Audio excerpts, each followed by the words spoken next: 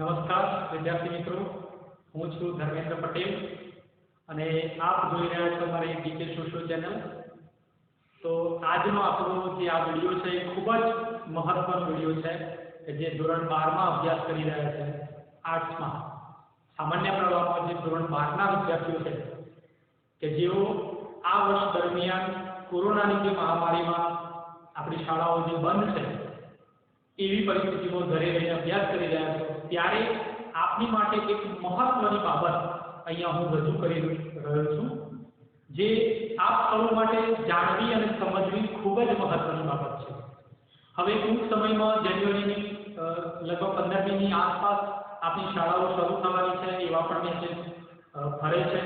તો હવે સરકાર દ્વારા આપણા ગુજરાત માધ્યમિક અને ઉચ્ચતર માધ્યમિક શિક્ષણ બોર્ડ જે છે ગાંધીનગર એના દ્વારા હવે આગામી બોર્ડની તારીખો પણ જાહેર કરવામાં આવશે એવી સૂત્રો દ્વારા જાણ થઈ છે। તમને ખ્યાલ હશે કે જે સીબીએસઈ કોર્સની જે બોર્ડની એક્ઝામ છે એનું પણ ટાઈમ શેડ્યુલ આવી ગયું છે। એટલે હવે ટૂંક સમયમાં જે આપણે ગુજરાત બોર્ડની જે શાળાઓ છે એનું બોર્ડનું એક્ઝામનું પણ શેડ્યુલ હવે ટૂંક સમયમાં આવવાનું છે।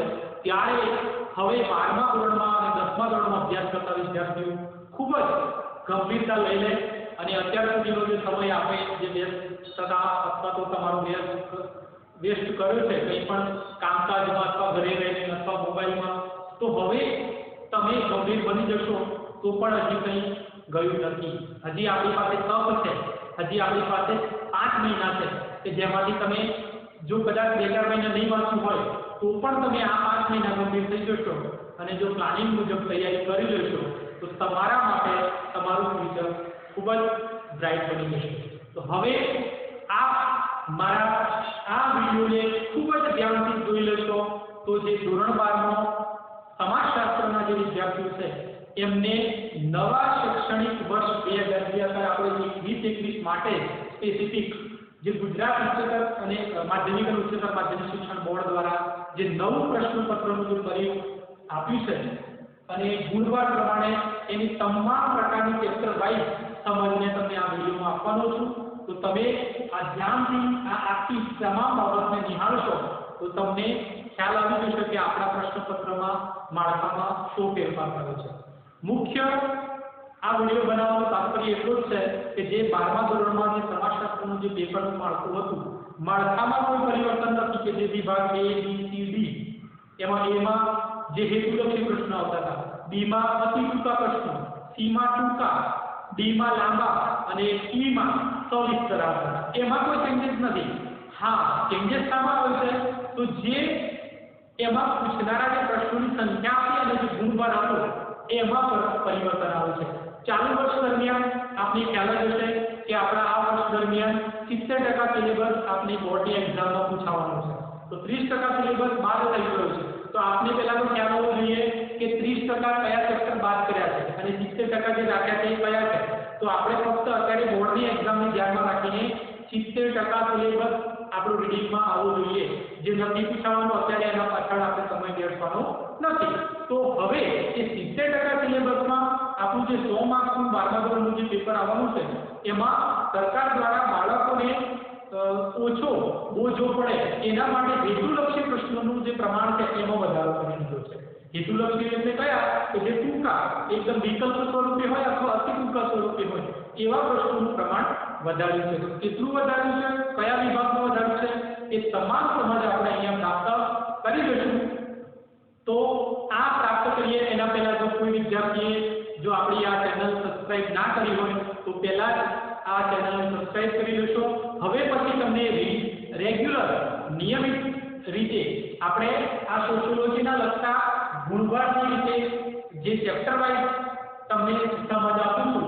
જે આપણા અત્યારે 7 ચેપ્ટરની સમજ થઈ ગઈ છે, 8નું પૂછાવાનું નથી, હવે 9 અને 10ના વિડીયો આવશે અને ત્યારબાદ તમારું રિવિઝન શરૂ થવાનું છે। એ રિવિઝનના પણ હું વિડીયો તમને અપલોડ કરીશ કે જેમાં તમને ચેપ્ટર વાઇઝ કેવા પ્રશ્નો પૂછાશે એ બધી જ સમજ હું તમને આ વિડીયોમાં આપવાનું છું। તો શાંતિથી તમે આ વિડીયો જો અભ્યાસ કરી લેશો તો ધોરણ 12માં સમાજશાસ્ત્રના વિદ્યાર્થીઓને કોઈ પણ પ્રકારની મૂંઝવણ થશે નહીં અને સારામાં સારો અભ્યાસ કરી અને યોજાનાર જે બોર્ડની એક્ઝામ છે એમાં ઉત્કૃષ્ટ દેખાવ તમે આ વિષયમાં કરી શકશો। તો હવે આપણે બધાએ મેન્ટલી પ્રિપેરેશન કરી લેવાની છે કે હવે આપણું પ્રિવ્યુ નવું આવી ગયું છે, દરેક વિષયનું આવી ગયું છે. એવું નહીં કે સમાજશાસ્ત્રનું એટલું, આપણા 12મા ધોરણના તમામ વિષયોનું નવું પ્રિવ્યુ અને 10મા ધોરણના પણ બધા વિષયોનું પ્રિવ્યુ આવી ગયું છે. જે આજ સુધી ગ્રુપમાં જે છો આપણી શાળાના એમને તો મળી જ ગયું હશે. જે વિદ્યાર્થીઓને નહીં મળ્યું હોય એ પણ મેળવી લે અને ત્યારબાદ અભ્યાસ કરી લે અને એ મુજબ તમારી તૈયારી શરૂ કરી દેજો. તો હવે આપણે 12મા ધોરણનું સમાજશાસ્ત્રનું પેપરનું પરિણામ કેવું રહેશે નવા અભ્યાસક્રમ નવા પરિણામ પ્રમાણે એની આપણે અહીંયા ચર્ચા કરવાના છે. તો અહીંયા આપ જોઈ શકશો કે આપણું જે જૂનું પરિણામ જે હતું બોર્ડનું જે માળખું એમાં આપણો વિભાગ A, B, C, D અને E આ 5 વિભાગમાં આપણું આખું પેપરનું માળખું રચાયેલું છે. વિભાગ A માં હેતુલક્ષી પ્રશ્નો જેનો ઓબ્જેક્ટિવ કહેવાય, B વિભાગમાં અતિ ટૂંકા જવાબી જેને વેરી સ્મોલ આન્સર જે લખવાના એના અંદર હોય છે. પછી ટૂંક જવાબી પ્રશ્નો જે C વિભાગમાં હોય છે શોર્ટ આન્સર એ આમાં હોય છે. D વિભાગમાં મુદ્દાસર પ્રશ્નો લખો એ D વિભાગમાં હોય છે લાંબા પ્રશ્નો જેને લોંગ આન્સર કહેવાય. અને જે E વિભાગ હોય છે સવિસ્તાર પ્રશ્નોની સમજૂતી આપો નિબંધ પ્રકારના એસે ટાઈપ એ E વિભાગમાં હોય છે. તો આ આપણા વિભાગની પણ અહીંયા આપણે જોઈએ તો આપણા પરીક્ષાના માળખામાં આજે આપણે વિભાગની રીતે પણ જોઈએ તો A, B, C, D અને આ E આ 5 વિભાગમાં આપણું આખું પેપરનું પરિણામ વહેંચાયેલું હોય છે. હવે આપણે આ પેપરના પરિણામની સમજ મેળવી લઈએ કે વિભાગ A ની અંદર આપણા હેતુલક્ષી ઓબ્જેક્ટિવ જે પ્રશ્નો પહેલા કેટલા પૂછાતા હતા 10 પૂછાતા હતા. હવે એ પ્રશ્નો કેટલા પૂછાવાના છે 15 પ્રશ્નો. જે વિકલ્પ એમાં કોઈ પણ બીજો એક્સ્ટ્રા નહીં હોય એટલે વિકલ્પ વિના 15 અને વિકલ્પ સાથે પણ 15 રહેશે. દરેકનો એક ગુણ હોય એટલે કેટલા ગુણ થયા 15 ગુણના. પહેલા 10 પ્રશ્નો પૂછાતા હતા એટલે 10 ગુણના તો 10 પ્રશ્નો હતા એક માર્ક. હવે આ હેતુલક્ષી જે MCQs કહેવાય જેમ વિકલ્પ અવગડ આપેલો છે એમાંથી સિલેક્ટ કરવાનો એવા 15 થઈ ગયા એટલે 10 હતા પહેલા. તો આ તમને 5 પ્રશ્નો આમાં વધારે મળે છે. તો આ તારા આપણને વિકલ્પમાં માર્કિંગ આપણે મેળવી શકીએ. ત્યારબાદ બીજો જે વિભાગ છે B વિભાગ એ અતિ ટૂંકા જવાબી જેને કે 1-2 શબ્દોમાં એનો જવાબ આપવાનો હોય એવા પ્રશ્નો જે પહેલા 10 પૂછાતા જૂના માળખા પ્રમાણે એ અત્યારે કેટલા પૂછાવાના છે. હવે નેક્સ્ટ આગામી બોર્ડની એક્ઝામમાં 15 પ્રશ્નો અને એ પણ વિકલ્પ વિના 15 અને વિકલ્પ સાથે પણ 15 એમાં એક માર્કના જે પ્રશ્નો જે અતિ ટૂંકા છે એમાં પણ કોઈ વિકલ્પ આપેલો હોય નહીં. એમાં 15 પ્રશ્નો કમ્પલસરી આપણે વિકલ્પ પણ લખવાના છે અને આ વિકલ્પ વગરના જે ટૂંકા છે એમાં પણ પૂરેપૂરા 15 ગુણના પ્રશ્નો લખવાના છે. દરેક પ્રશ્ન 1 ગુણનો હશે. તો અહીંયા આપણને આ 30 માર્ક રોકડા મળી ગયા. વિકલ્પવાળો પ્રશ્ન 15 અને આ એક જ 2 શબ્દોમાં જવાબ લખવાનો એવા પ્રશ્નો પણ 15 એટલે આ પણ એક વિકલ્પ જ કહેવાય. એટલે ટૂંકમાં શોર્ટ આન્સર જ કહેવાય જે આપણા એમ કહી શકાય હેતુલક્ષી પ્રશ્નો જે છે એ 30 માર્કના આપણે કવર કરી શકીએ. તો આ એક સૌથી સરસ આપણે માર્ક મેળવવા માટેમાં એક ફોર્મેટ મળી ગયું. પછી આપણું ત્રીજું જે વિભાગ છે C વિભાગ એ ટૂંક જવાબી જે 2-3 લાઈનમાં જવાબ આપવાનો અથવા તો 2 લાઈનમાં પણ હોય છે કોઈ પ્રશ્નનો જવાબ. કોઈમાં તો 1 લાઈનમાં પણ એવો ક્વેશ્ચન હોય કે જવાબ લખો તો પણ 2 માર્ક મળી જાય. તો એ પણ અતિ ટૂંકા છે, બહુ લાંબા લખવાના નથી. તો અતિ ટૂંકા જવાબી પ્રશ્નો જે C વિભાગમાં પૂછાય એ પ્રશ્નો કેટલા હશે તમારે 10 પ્રશ્નો લખવાના છે અને વિકલ્પ સાથે કેટલા આપેલા હશે 14 પ્રશ્નો. એટલે આપણને અહીંયા 14 પ્રશ્નોમાંથી લખવાના કેટલા છે 10 જ લખવાના છે. તો આપણે 4 વિકલ્પો તમને મળશે આમાં C વિભાગમાં 2-2 માર્ક વાળા પ્રશ્નો. તો અહીંયા 10 પ્રશ્નો તમારે લખવાના છે તો એના એકના ગુણ 2 રહેશે. તો કેટલા માર્કના ટોટલ તમને આ C વિભાગ થયું 20 માર્ક. વિભાગ C ના તમામ પ્રશ્નોના ગુણ કેટલા હશે 2. તો 10 પ્રશ્નો તો 2 ગુણના હશે. આપણે કેટલા માર્ક થયા 20 માર્ક થઈ ગયા. પણ વિકલ્પો સાથે આપ્યા હશે 4 વિકલ્પો એટલે આપણે એ 4 વિકલ્પો સાથે આપણને ફાયદો થશે. એનો બીજા પ્રશ્નો જો નહીં આવતો હોય કોઈ તો વિકલ્પમાં તમને એનો પ્રશ્ન મળી રહેશે. પછી જે D વિભાગ આપણો પરીક્ષામાં જે બોર્ડનું પેપરનું માળખું હોય છે એમાં લોંગ આન્સર એટલે કે મુદ્દાસર જવાબ આપો, ટૂંકમાં જવાબ આપો, મુદ્દાસર ટૂંકનો જ લખો એવા જે પ્રશ્નો પૂછાય છે જે D વિભાગમાં હોય છે એ 3 ગુણના પ્રશ્નો હોય છે. કેટલા ગુણના 3 ગુણના. એ હવે એ કેટલા પ્રશ્નો લખવાના આપણે 3 ગુણવાળા 10 પ્રશ્નો. તો એ કેટલા માર્ક આવેલા 30 માર્ક. પણ આની સાથે તમને વિકલ્પ કેટલા મળશે 14 એટલે તમને પ્રશ્નો 14 આપેલા છે, એમાંથી લખવાના કેટલા? 10.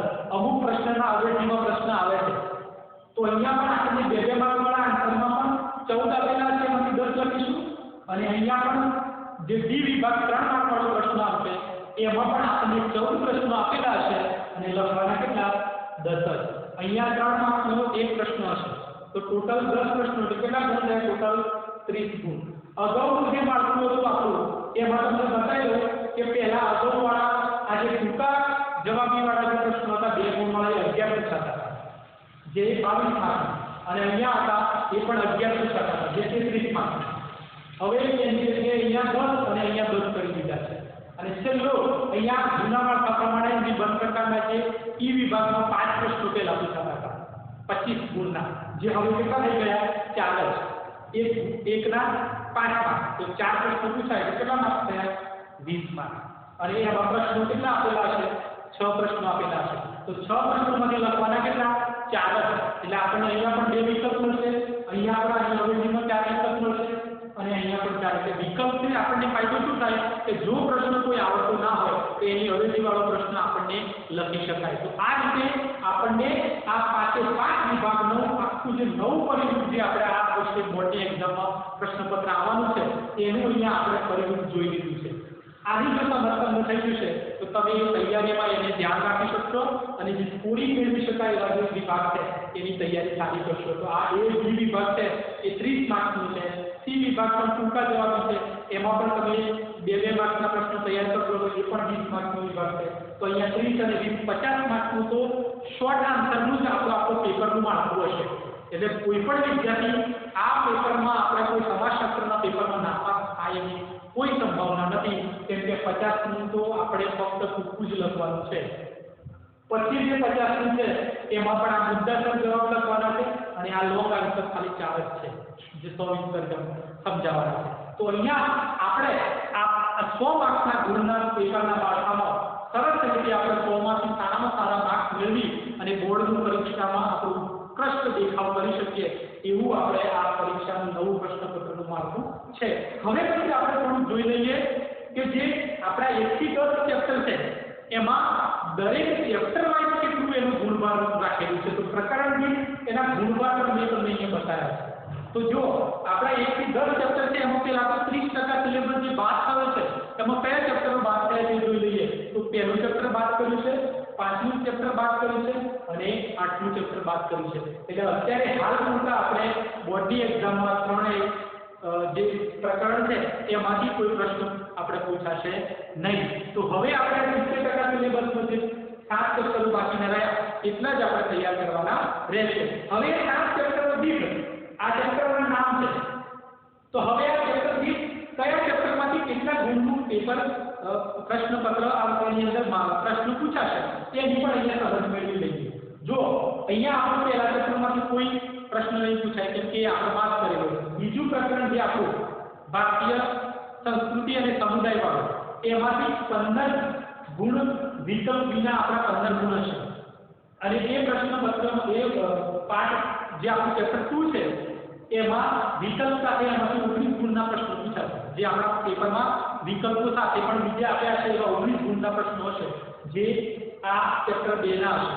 અને વિકલ્પ વિના જે પ્રશ્નો જે હશે એ 12 ગુણના આ ચેપ્ટરમાંથી પૂછાશે. અરે સોરી 15 ગુણના. તો આપણે 15 માર્કનું આ ચેપ્ટર આપણું ચેપ્ટર 2.